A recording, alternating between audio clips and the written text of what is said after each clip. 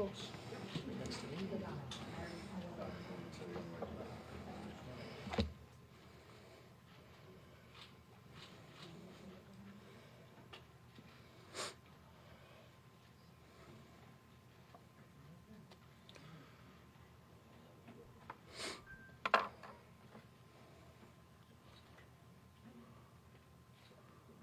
All set?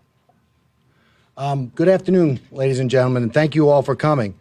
I'm standing here with my law enforcement partners in the Gilgo Task Force to announce the indictment of defendant Rex Andrew Heerman, 59 years of age. And he's been arrested by the Suffolk County Police Department's homicide detectives, and he's been indicted in a grand jury presentation by the Suffolk County District Attorney's Office for the murders of Melissa Bartholomew, Megan Waterman, and Amber Costello. The investigation of Maureen Brainerd Barnes is ongoing. These young women went missing between July of 2007 and September of 2010. They were found in December of 2010 by the Suffolk County Police Department, and then there was nothing, absolutely nothing.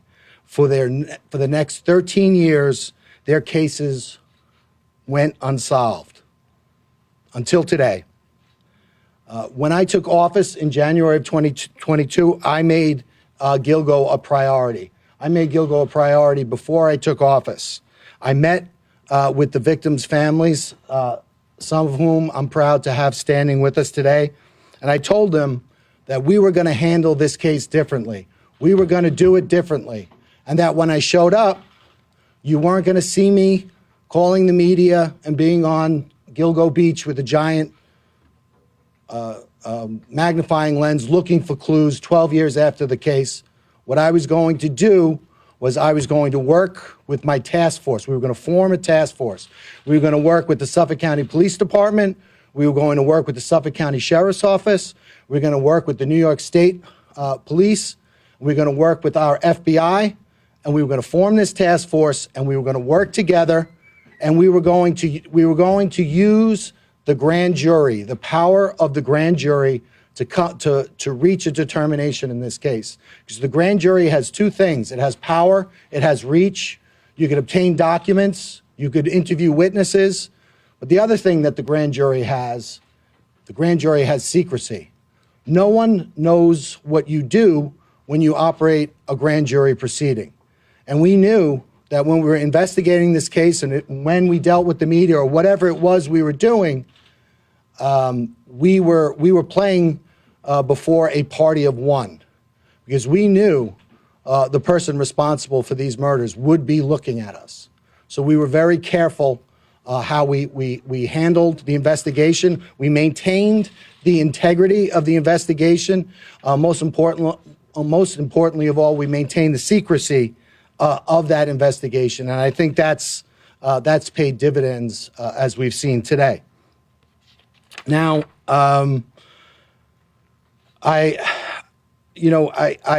think that when we had the task force, the first thing we did, got together with Suffolk County Police Commissioner Rodney Harrison, and we formed the task force. Our first meeting was February 1st of 2022.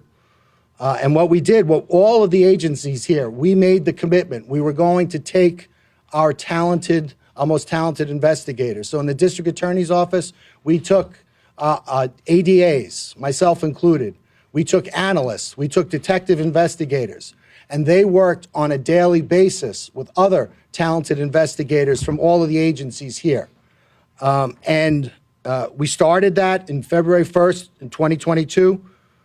6 weeks later, on March 14th, 2022, the name Rex Heerman was first mentioned as a suspect in the Gilgo case. A New York State investigator was able to identify him in a database, and from that point on, we used the power of the grand jury, over 300 subpoenas and search warrants looking into this individual's background to bring us to this day. So I am I'm proud. I know that this case is over, but I'm proud of what we've accomplished up to this point. I know we have more to accomplish, but I'm also thankful for the partnership of the task force, because certainly without the participation of the task force, we wouldn't be standing here. Before I thank some folks and turn it over to our partners, I just want to talk a little bit about the evidence in the case.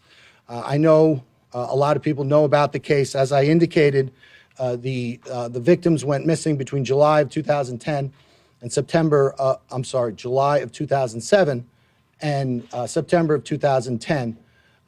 And in December of 2010, they were their bodies were recovered. They were buried in a similar fashion, at a similar location, in a similar way. All the women were petite. They were they all did the same thing for a living. They all advertised the same way, and there were immediately there were similarities with regard to the crime scenes. All the women were bound at the head, at the midsection, or at the chest, and later at the legs. The other thing I think that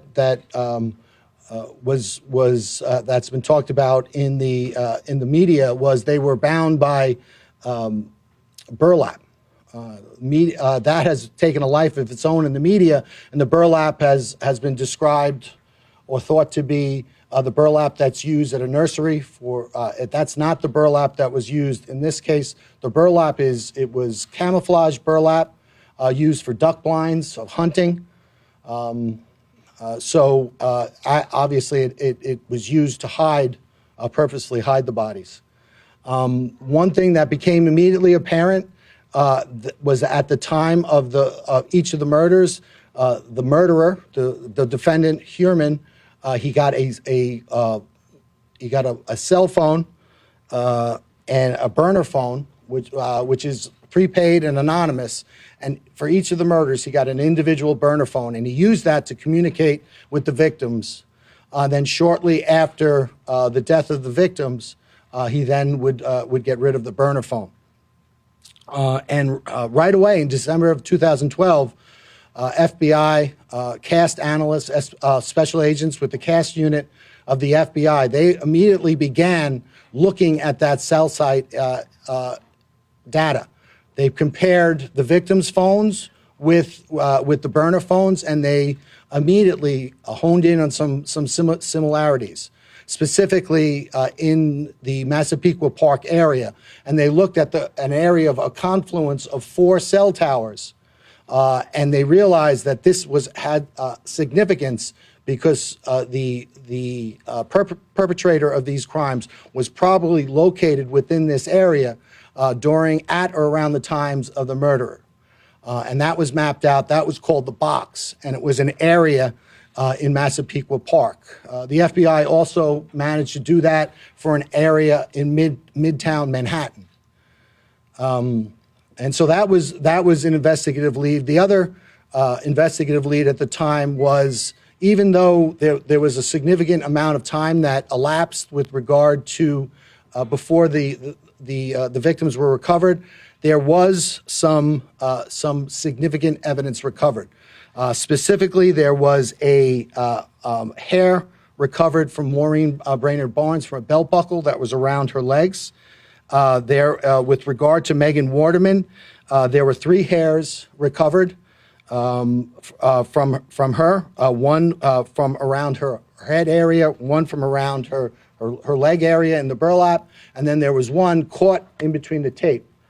And that was recovered. Amber Costello also had a significant hair that was recovered during the time of the recovery. But again, the crime scene, because it was out there for so long and because it was exposed to the elements, those hairs were degraded, so you couldn't use traditional DNA analysis on it. You would have to wait and use mitochondrial DNA. And back in 2010, the technology wasn't there for mitochondrial DNA. So the investigation proceeded, but also technology proceeded as well. And then in January and February of 2022, we formed the task force. We began working collectively. And then a mere 6 weeks later, on March 14th, 2022, Rex Heuermann was identified for the first time. And the manner in which that was done was the New York State investigator looked at a database. Amber Costello, the day before her disappearance on September 1st, 2010, she met with an individual for the purposes of having him pay her money for her services. But she involved herself in a ruse where once the individual gave her money, and other individuals came into the house, pretended to be significant others, confronted the individual with the purpose of making that individual uncomfortable, having him leave without retrieving his money. And that's exactly what happened. So that individual was identified as a person who was between 6'4" and 6'6", a large man, thickly built, not necessarily overly muscular, but just a naturally big person with glasses, white, and dark hair. Also of significance was that the fact that he was driving a dark-colored black first generation Chevrolet Avalanche with a very unique feature that was between it's a pickup truck, so it was between the cab and the bed, and that was identified. Again, that was back in 2010. But it wasn't until March of 2022 that database was searched by the task force, and this individual was identified. That individual was Rex Heuermann, the defendant. And right away, there were some commonalities that came right to the fore. Rex Heuermann, 6'4", largely a large person, not necessarily muscular, but a very physically large person. He has glasses. He has the dark hair, and also of particular note, he owned at the time that first generation Chevy Avalanche. But there was more. He lived at 105 First Avenue, which was located within that box area that the FBI first discovered in 2012. But there was more. Also, he worked at the time at an architect, he owned his own architectural firm at an address at 19 West 36th Street in Midtown Manhattan. And that was also the area of interest that was identified by the FBI in 2012. Again, that was March 14th, 2022. And from that point on, our partners and my office, we used the grand jury to continue to investigate, and we executed over 300 subpoenas, search warrants pertaining to this individual to find out more information. One of the things that we did is we followed him because we wanted to get an abandonment sample of his DNA, which we were able to do. We also got DNA samples, abandonment samples from his family. And then we went back and we got mitochondrial DNA testing. And with regard to, there's an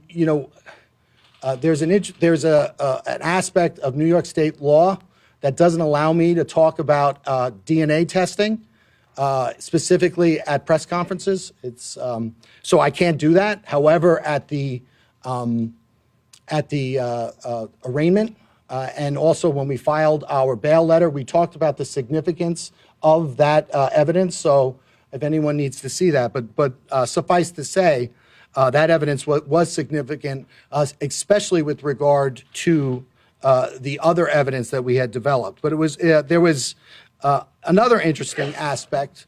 We looked at the Heuermann family travel records, and we learned that during the murders of the last three women, Bartholomew, Waterman, and Costello, that during the commission of those murders, the defendant's wife and children were out of New York State, and he was alone in the tri-state area.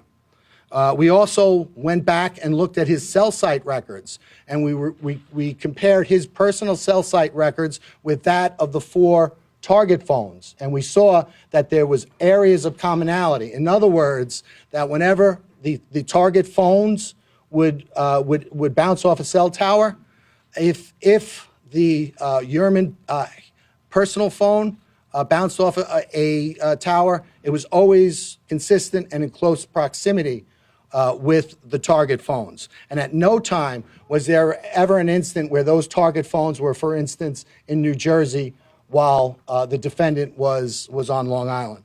So that was completely consistent. The other thing that we looked at was we looked at his use of burner phones, and we followed, using the grand jury, using the great investigative help from our partners, we followed his use of burner phones. We were able to identify 7 separate burner phones that he used. We were able to use fictitious or fraudulent email addresses and get Google warrants, and from there we got his searches. And we learned what the defendant was searching. In a 14-month period, he had over 200 searches pertaining to the Gilgo investigation. Not only was he looking at investigative insight, he was trying to figure out how is the task force using cell phones to try to figure out what's happening. What are the developments with regard to the task force? And this really supported our decision to keep our investigative focus secret, because we knew that this one person would be watching, and we didn't want to give him any insight into what we were doing. And we also didn't want him to know just how close we were getting. So we maintained the grand jury secrecy, and we maintained the integrity of our investigation. In addition to those Gilgo searches, he was compulsively searching pictures of the victims, but not only pictures of the victims, pictures of their relatives, their sisters, their children, and he was trying to locate those individuals. In addition to that, there was a lot of torture, porn, and what you would consider, depictions of women being abused, being raped, and being killed. In addition to all of that, we continued to look, and we were able to determine that Chevy Avalanche that was used during the commission of the Amber Costello crime, that Chevy Avalanche was in South Carolina.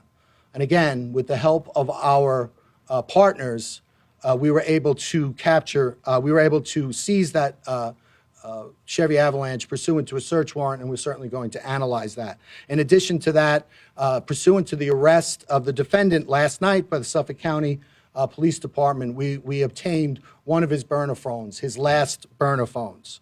As I said, this case is not over, it's only beginning. We're continuing to execute search warrants, and we anticipate getting more evidence.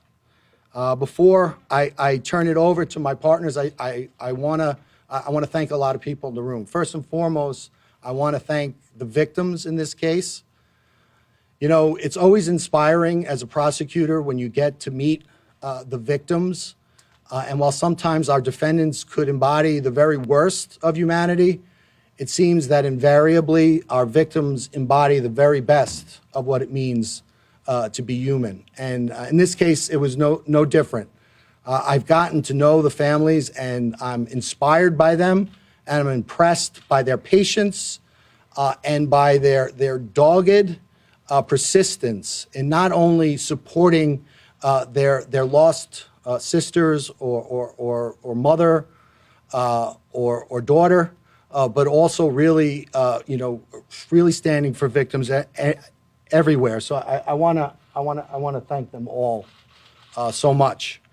And I want to let them know that we're going to continue to work this case. The next thing I want to do, I just want to thank, our partners. I want to thank Suffolk County Police Commissioner Rodney Harrison. We said it was a change, and when we talked about, not going before the media, if you see, Rodney did go before the media, but it was always in a very controlled manner, and it was always with a controlled purpose. Again, we did that because we knew we were playing before an audience of one person. And so I want to thank Rodney for his partnership. Most importantly, I want to thank Rodney for his integrity. I think in the past, the reason why these various investigations fell short was because there was a lot of outside influence, a lot of people who had nothing to do with the investigation, nothing to do with the investigation or any of the agencies that were actually handling the investigation. They still asserted pressure on those investigations. That did not happen with our task force. Our task force was run by our members, and we did what we thought was in the best investigative steps and what was in the best interest of the investigation. So I want to thank Rodney for that, and his whole team. I know that we have Suffolk County Homicide here, Kevin Beyer. We've got Inspector Rowan. And I know that they've been around, and I know that they're here, and I know that they stand in the shoes of their past investigators, and I want to congratulate them, and I want to thank them for their partnership. I also want to thank Sheriff Errol Toulon. Everything I said about Rodney, I could say about Errol. Errol is an unbelievable partner. He was an unbelievable partner in this case. During the pendency of this case, and one of the reasons why we had to take this case down was we learned that the defendant was using these alternate identities and these alternate instruments to continue to patronize sex workers, which of course made us very nervous. But with the help of the sheriff and his database and his analysts, we were able to continually stay one step ahead of the defendant. So thank you, Sheriff Toulon. I want to thank the FBI. I know Assistant Director in Charge Michael Brodak is here. I want to thank his entire team. When you have the FBI, not only do you have tremendous resources and insight, whether it's the Behavioral Sciences Unit, whether it's CAST, whether it's CART, which is their computer unit, but you also have the ability to seize a car in South Carolina. I can't seize a car in South Carolina without the FBI. So thank you for that, and thank you for your partnership, and thank you for your willingness to work with us. I want to thank the New York State troopers. I know Major Udis is here and his team. This case is emblematic of great cooperation, but we always get that same level of cooperation from the state police. No matter what case we're working, so I want to thank them. Their investigators did great work on this job and in this case, and we couldn't have done it without them. Lastly, I want to thank Nassau County Police Commissioner Pat Ryder. I don't know if he's here. Did he make it? This case, as I said, spans 13 years, and during that time, Pat Ryder has been our neighbor to the west. When it started, I think he was a sergeant, detective sergeant, maybe uniform sergeant, but whatever. Whenever we needed something to be done, or whenever the task force needed something to be done, Pat Ryder would do it, and he would do it quietly, without much fanfare, and we know he would keep the confidentiality of our grand jury and our investigation. So I want to thank him for that. And with that, I will turn it over to Commissioner Rodney Harrison.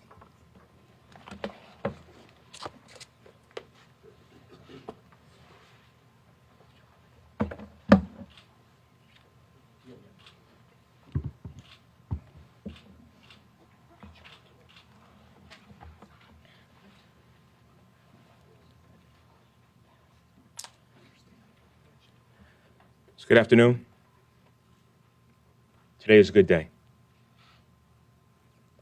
And before I acknowledge the individuals that had a role in getting to this place, I would first and foremost like to offer my deepest condolences to the family members. To the family members of Amber Costello, Melissa Bartholomew, Megan Waterman. I can only imagine what you had to endure over the last decade regarding knowing that your killer was still loose. God bless you.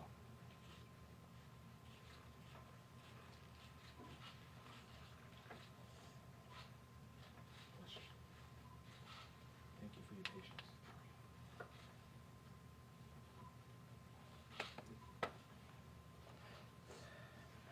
So I've had the privilege of being the police commissioner. It's nearly about 2 years now.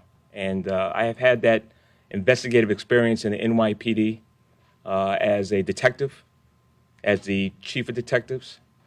And when I was going through the process of being the police commissioner, my engagement with the county executive was I was very familiar with this unfortunate homicides. And I wanted to let it be known that this was going to be our #1 priority. But I also want to make this very clear, that this arrest was made by the investigators assigned to the task force. I announced during a press conference 18 months ago about a new team effort that was going to investigate the homicide, and that was going to consist of people from Ray Tierney's office, from Mike Broddock, FBI. Mike, thank you so much. State Police, Steve, appreciate your support. Dr. Earl Toulon, Jr., thank you, sir. As well as the investigators from the homicide detectives in Suffolk County. Gentlemen, thank you for all you've done, working together with us, making sure we are here today. I also want to thank my partner, Pat Ryder. Pat, good seeing you, man. And former NYPD Police Commissioner, Keyshawn Sewell, for providing resources to assist in the investigation that brought us here today. So, one of my first acts was to survey the scene. When I first got assigned as a police commissioner, me and Kevin Breyer went over to Gilgo Beach. I want to thank Kevin. You know, when I first met Kevin, he broke the whole case down and where we stood. He knew the case like the back of his hand. He worked tirelessly in this case. Kev was in charge of overseeing the task force since its creation, and you did a phenomenal job, Kev. Thank you. So there's something that I learned from a former NYPD police commissioner, James O'Neill, which is in order to fight crime or to solve investigations, you have to make sure you're working with your law enforcement partners. The blueprint in making this arrest was a whole team effort. Everybody left their egos at the door and made sure that they brought the knowledge and the resources to this investigation. Fresh eyes on this case and the resiliency of our investigators allowed us to identify Rex Heuermann. Ladies and gentlemen, Rex Heuermann is a demon that walks among us, a predator that ruined families. And if not for the members of this task force, he would still be out in the streets today. However, even with this arrest, we're not done. There's more work to do in this investigation regarding the other victims of the Gilgo Beach bodies that were discovered. I'm going to encourage anybody that still has information, call our Crime Stoppers hotline, 1-800-220-TIPS. I want to recognize and thank my Chief of Detectives, John. Thank you for your great work. Deputy Police Commissioner Anthony Carter, both of you who provided update information regarding the case and let it be known if there was any resources that they needed that You brought it to my attention. Since the discovery of the first victim, there's been a lot of scrutiny and criticism regarding how this investigation was handled. I will tell you this, the investigators were never discouraged. They continued and uncovered evidence and followed leads. They never stopped working and will continue to work tirelessly until we bring justice to all the families involved. Last but not least, I want to thank my predecessors that came before me, the work that they did. I want to thank them for really laying the foundation that helped us get to here today. Thanks, Ray.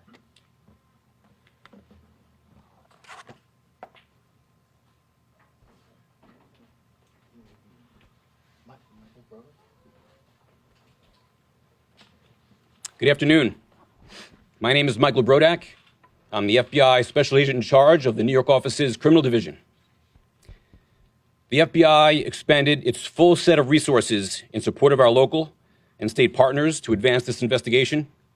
The charges show that we can overcome the most difficult challenges when federal, state, and local law enforcement work together under one task force.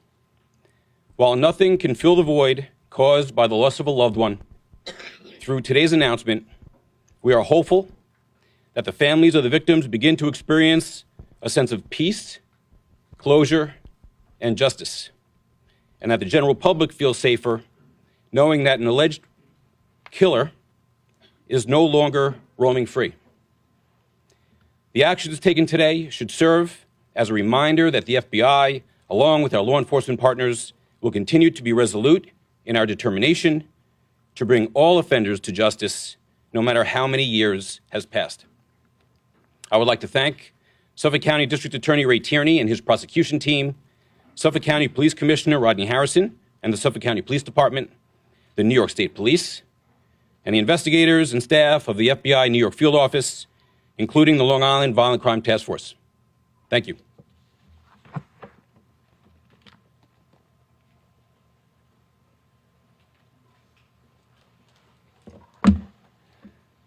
Good afternoon.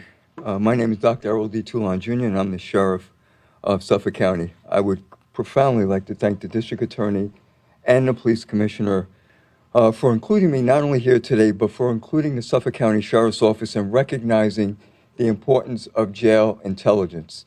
It is extremely important when you realize that we created our human trafficking unit in 2018, that there are victims in our community, and that intelligence is being shared by many of the men and women who are incarcerated today.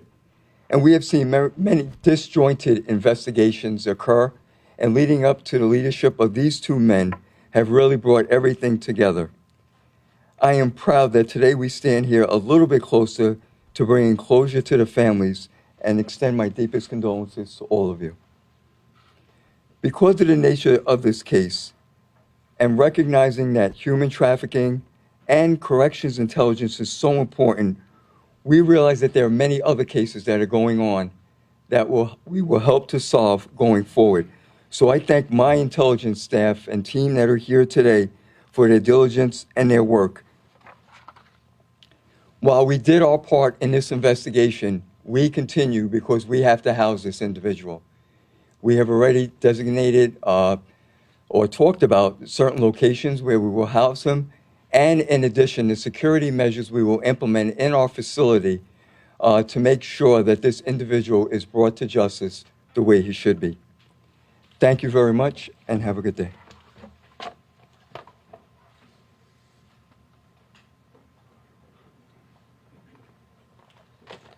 Good afternoon. I'm Colonel Richard Allen, the field commander with the State Police, and I want to start by expressing my sincere condolences to the family members that are here today. Although losing a loved one, you can never completely get rid of that pain, but hopefully these steps that are taken here today are a step in the right direction for you to start in the healing process or work through the healing process. I want to thank the members of the task force, all the agencies you see behind me. When we were approached in 2022 to be part of this task force, we were fully engaged. Glad to be part of this. We assigned investigators on a full-time basis. You know, what you see being done here today is the end game of agencies working together, as was said before, with no egos, all egos put aside, with the sole mission to find justice for these victims.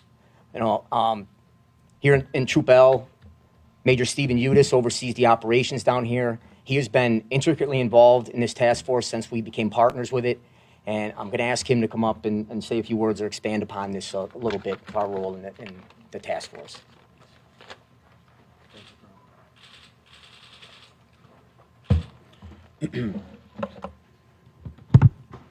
Thank you, Colonel.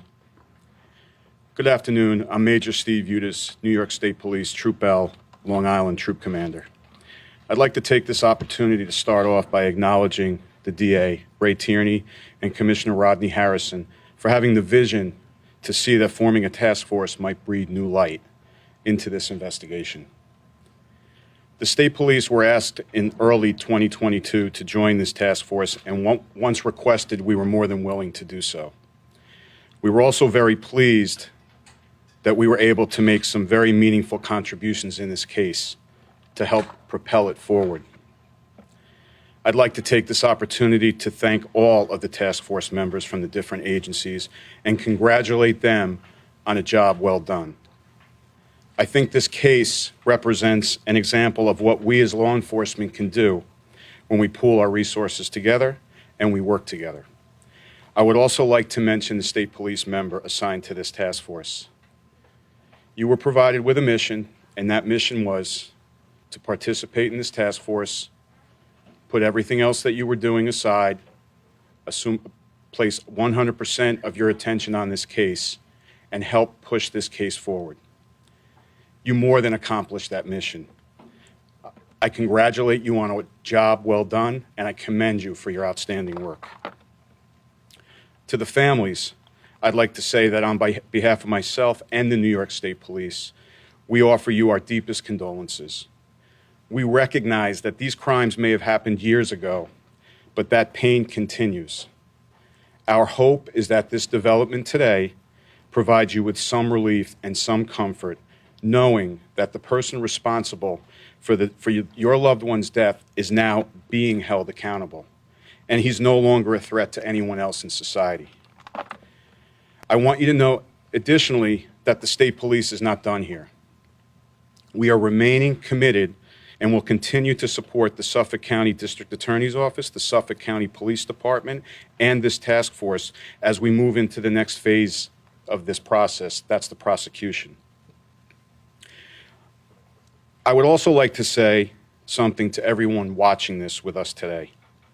There's been a lot of discussion here today about charges, about the suspect, about what happened, but I would also like everybody to take the time to join with me and keep the families of the victims and the victims themselves in your thoughts and in your prayers. Each one of these victims was a family member and a loved one, and their void and their loss caused great pain, and they did not deserve this. Nobody is deserving of this. We hope this development today will bring some comfort to them as they move forward. Thank you. Pat,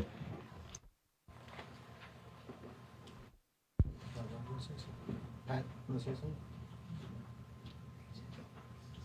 Open up for questions. Does anybody have any questions? DA, in court you said that the investigation had to be cut short at one point because of, I think you were fearing the defendant being bleed, but more importantly, the safety of people in the community. Can you just explain that more here? You know, sure. Before I do that, I'm standing back there. I realized I didn't thank my own team. So I want to thank my chief investigator, Rich Zacharis, who is I am so lucky to have. I want to thank Nick Santamartino, ADA Nick Santamartino, ADA Michelle Haddad, ADA Andrew Lee.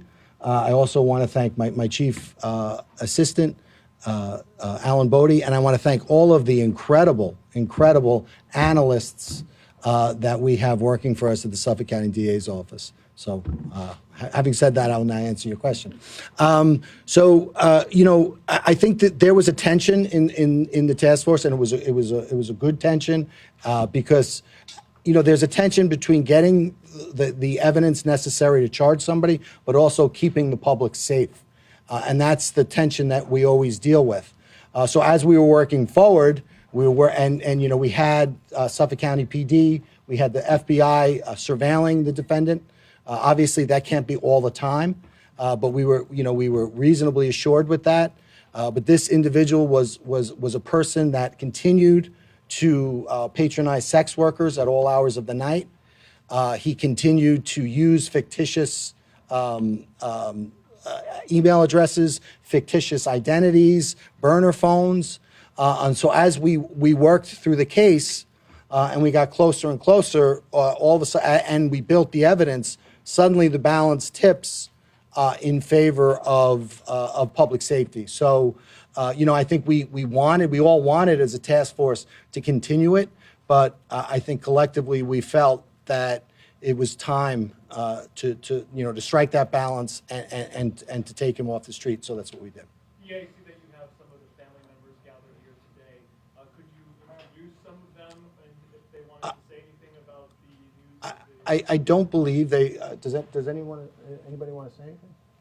No, they're here. They're. I could tell you they're the Waterman, Bartholomew, and Brainerd Barnes family members, but they're here. They're here first and foremost to support their loved ones, and we're happy and grateful to have them here. Are you looking at any other people? Do you believe that there are multiple people responsible for the remains for the murders? This portion had to deal with the deaths of these 4 young women, and that's what we focused on. That was what the grand jury investigation was focused on. I talked about the commonalities, and the commonalities, all of those commonalities that we talked to were unique to these 4 separate cases. So that's what we're working on. I think the other members of the task force said, we're going to continue, and continue to work and investigate and try to get a small measure of closure for all the victims' families. But for right now, this defendant, it's this defendant with these 4 victims. The other remains, is there any relationship between the German and the other remains, other than the 4 women? I'm here to talk about what we did with regard to these 4 victims, and as I opened my address by talking about the need to maintain investigative secrecy.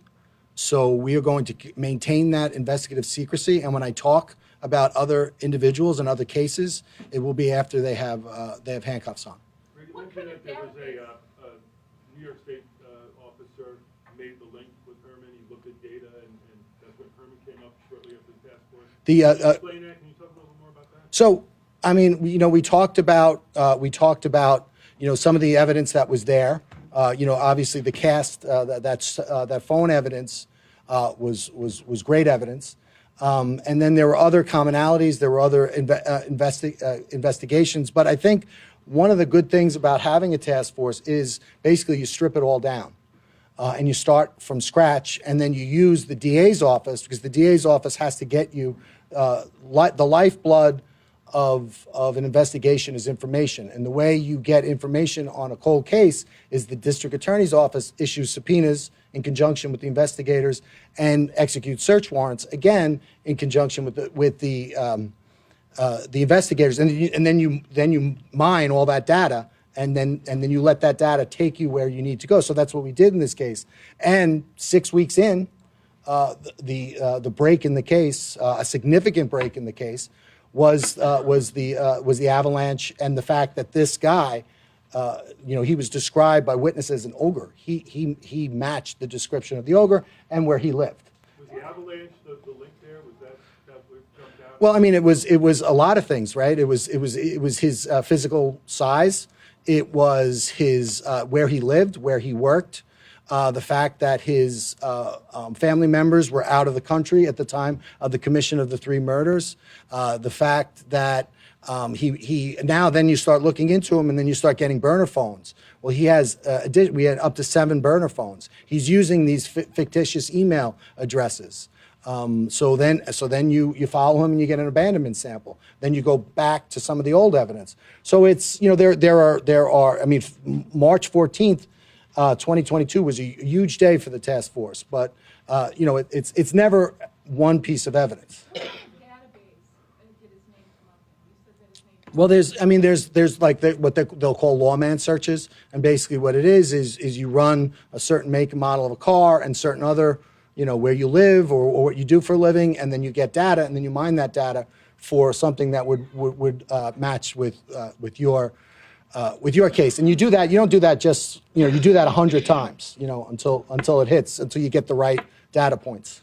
Did the suspect say anything when he was arrested? Was he surprised?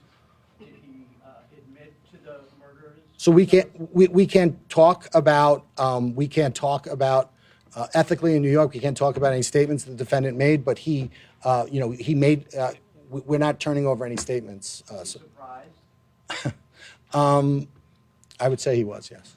You mentioned a unique feature that helped you track down the Chevy Avalanche. Yeah. So in between the bed and the cab, there's like a little triangular ornament almost, and it's unique in the way it's configured. It's unique to the Avalanche. It was unique to the Avalanche at that time, and that was something that was pointed out by witnesses. What? Well, the investigation is continuing, and I would never say never. And we're going to continue to look at, again, now this is a watershed event in this case. And so we've now are going out and we're executing more search warrants. We'll get more information, more data, and together we'll look at that and see where it leads. Can you share what the other victims' families are feeling today? I'm sorry? Did you speak to the other victims' families? Did they tell you how they're feeling today? Which so this investigation had to do with these four victims. So we've been in touch with the four victims through the grand jury process. With regard to victims in general and other victims, who lost people in the vicinity of that area, we speak to our victims all the time. But those are conversations that we keep between ourselves. The grand jury light is one victim that has not been linked to the charges to this suspect at this point. So, so first off, Maureen Brainerd Barnes, the other three, one went missing in 2009. I believe the others in 2010. She was in 2007, so it was a little bit more remote in time. We are working through evidence. A lot of that evidence has to do with forensic evidence and analyses that are not completed. But once those analyses are completed, we feel good about the case, and we're going to just continue to let that process go. And again, I think the initial plan was to allow the grand jury investigation to go a little further, but at a certain time, again, the task force felt, we need to, for reasons having nothing to do with the evidence in the case, we need to take it down. And can you just sum up this defendant? You've seen a lot. Can you just sum up this defendant and what he is? He's,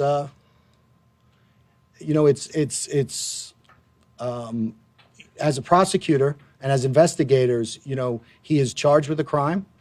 There are certain elements in which we need to prove that crime. We are going to prove those elements. We're going to work hard. We're going to convict him, and we're going to hold him responsible for what he did. And whether, what I think of him personally, whether I like him, whether I don't like him, doesn't matter. We are going to hold him responsible for what he did in this case.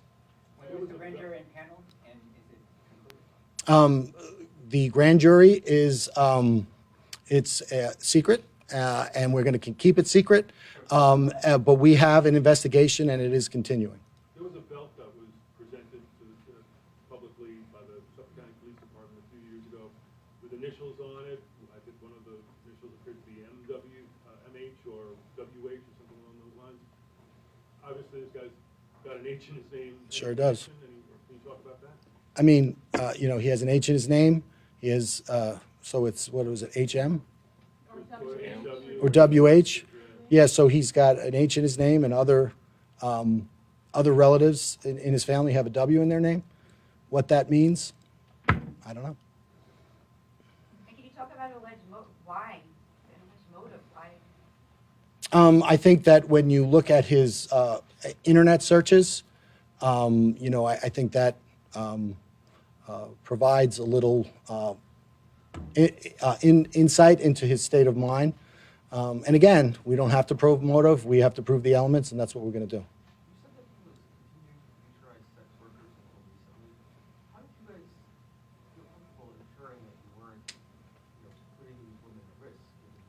Well, you said women. With regard to the sex workers, what we did was we had him under surveillance. We had other means of monitoring him, and again, it's a process, and that process is you have to balance the ability to find enough evidence to charge him and hold him responsible with the balance of keeping the public safe. And it's not easy. And we decided at a certain point in time that that we needed to take him down because we didn't feel comfortable with it. So that's what we did. Did the frequency of his searches or the type of his searches increase to cause you alarm? I don't think it was so much. I don't think it was so much the searches. I think that the conduct of the defendant was very consistent. I think, but the quality of our evidence was increasing by the day, by the moment, due to the great work of our task force partners. So at a certain point in time, we're like, okay, we can do this. Was there a murder weapon, or was this all by physical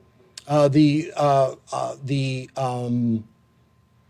I believe the cause of death is homicidal violence. Obviously, given the length of time and the exposure to a very harsh environment, forensically there was not not a lot that could be done with the remains, other than come to that conclusion.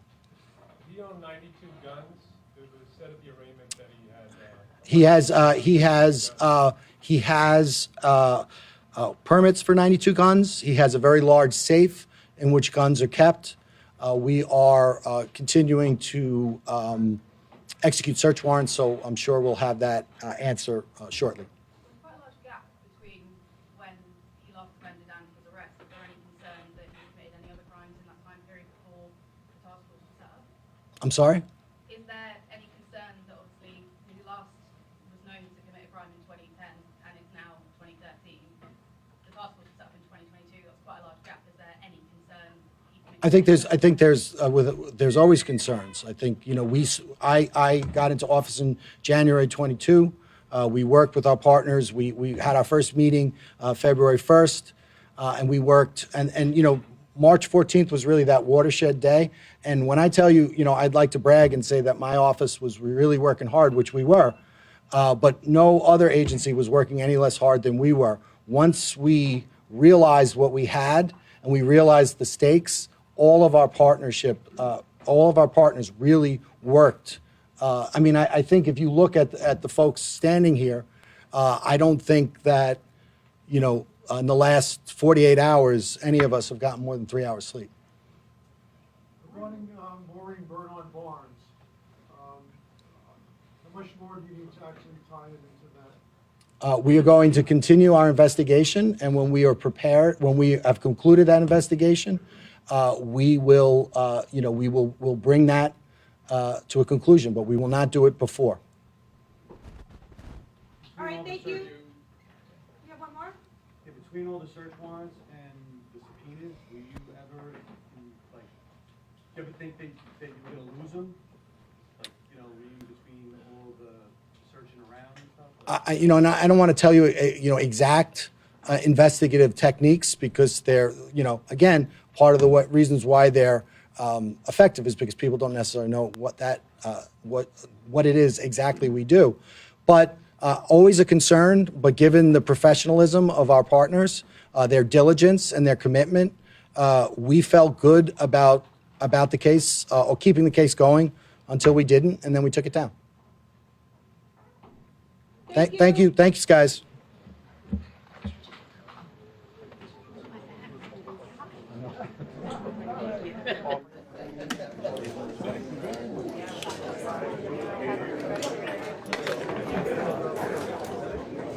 Now everybody's gonna hustle because we all gotta go live. Thank you.